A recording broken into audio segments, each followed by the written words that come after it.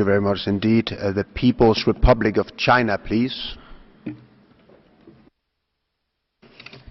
主席先生，感谢您给予中国代表团答辩机会。中国是统一的多民族国家，坚持民族平等和民族团结。近年来，中国少数民族地区各项事业不断发展，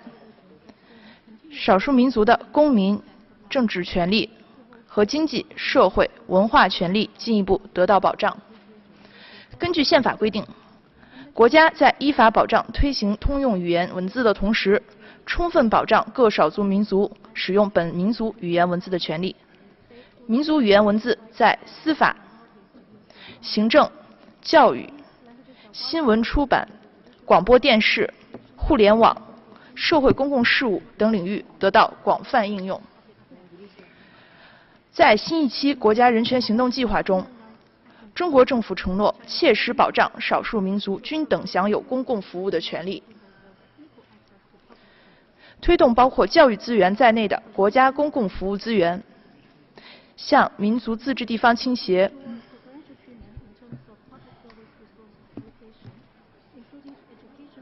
通过建立和发展各类民族学校，举办民族预科班，实行双语教学，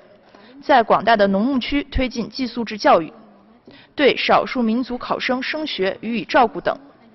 促进教育公平，